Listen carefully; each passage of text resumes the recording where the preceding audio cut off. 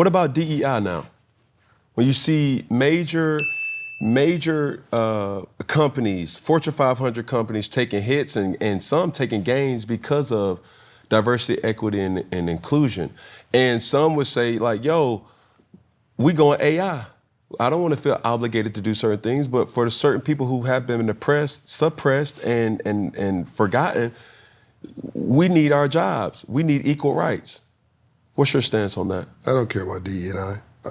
I've said in op-eds in Time Magazine, Black Enterprise, and Fortune, you want to kill it, kill it. It's already been weaponized. It's been made political and emotional, and you know, it's dead. DE&I as a program is effectively dead. I don't care about DE&I.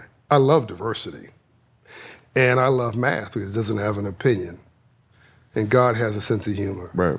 So for the first time in history, this country cannot succeed without all of us. In 1950, America was 90% white. Not 1850, Cam. 1950. Today, America's 40% black and brown. Within 10 years, there'll be a majority of minorities. The biggest economy in the world, the US. First of all, you never had a superpower that wasn't the economic power at the same time. In the history of the world, Rome, France, Germany, you never had a superpower that wasn't economic. So we're the superpower, we're the economic power. And 70% of the US economy, about $29 trillion, is consumer spending. That's you and me, going to restaurants, going to lunch, playing video games, buying our phones. That's consumer spending. Or the plane tickets that we bought. That's us. The future of this economy, you cannot, my rich friends eat my poor friends to do better if only to stay rich. Even the racist wins when black people succeed going forward because GDP rises. We're having the wrong argument. In fact, we're arguing. There's no need to argue. There's not enough college-educated, successful white men to drive GDP, gross domestic product, for the next 20 years. So unless my white friends want to be speaking Mandarin in 20 years, meaning Chinese, or taken over by Russia, which is not likely, but unless you want to be speaking another language, we better figure out in the next 5 or 10 years that we're better together. So this is what's happening now is fear. This is a third Reconstruction. First Reconstruction was after Lincoln and Frederick Douglass created freedom, and the Freedmen's Bank, by the way. And then what was that? Lincoln assassinated. Then here comes the pushback to Reconstruction within 2 years. 40 Acres and a Mule was reversed. People don't know that. Here comes Dr. King. Kennedy, Johnson, Dr. Martin Luther King Jr. He gets assassinated in '68. Within 2 years, here comes Nixon, conservative Republican. Obama, George Floyd's murder. Here comes a pushback. It's fear. But this time is different because what I just said, all the diverse companies are the most profitable, Cam. Right. All the diverse regions are the most profitable. This ultimately is a country that's a capitalist democracy. This is about money. So as soon as everybody calms down and gets over their emotions, they're going to realize they actually need us to succeed. That's our moment. What we need is a black Jewish business plan. Black people need a business plan, an economic, non-emotional business plan, not dissimilar from what Jews created for themselves as a group of people who have been hunted all around the world and disrespected. But nobody messes with them now. There's only 15 million Jews in the world of 8 billion. They have their own country. They followed the money, the economics. We've mastered sports.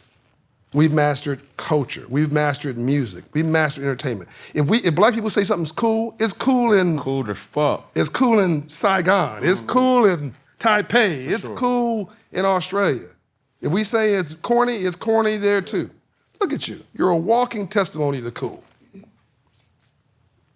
What do we became capitalists? At scale. So I don't obsess about the DEI thing. I think that, and AI has come, look, 99%, this is a Van Jones quote, 99% of black people don't know a thing about AI, artificial intelligence. But 99% of white people don't know a thing about AI. This is the first time where the discrimination is equal. Like this is gonna wipe out 75 million jobs for everybody. I talked about the customer service jobs, but if you're an accountant, done. AI will wipe you out unless you reimagine that. If you're an attorney, all those documents, all that details, artificial intelligence will make that. If you're doing home mortgages, I used to have to sign 700 stacks of documents, man, to buy a house. That's all gonna be automated. So it's not just us. This AI is not picking on us. Right. It's picking on everybody. Correct. But here's the good news, and this is why Sam Altman and I are the co-chair of the AI Ethics Council. And I'm also CEO, co-chair of the Financial Literacy for All with the CEO of Walmart, Doug McMillan, who's a good guy. And that's a whole nother conversation maybe we'll get into what's going on really with these companies and why they're pushing back on what we call DE&I and whether they're still committed to diversity and inclusion. But Sam Altman and I co-chaired the AI Ethics Council, and I've got a project here in Atlanta called the AI LP3 to pipeline black people and brown people and anybody else who wants progress from kindergarten all the way through college. Don't wait for AI jobs to destroy yours. Master the new AI and ride that horse like it's yours. Master AI, don't be run over by AI. So let these kids create the new product. This is so everything in society is about to be reimagined. Everything. AI in sports, AI in healthcare, AI in finance, AI in real estate, AI in airline travel, whatever it is, whatever you're passionate about, AI and audio, it's going to be reimagined from the bottom up. Let's go own it. Let's go do that. When you're being run out of town, get in front of the crowd and make like a parade.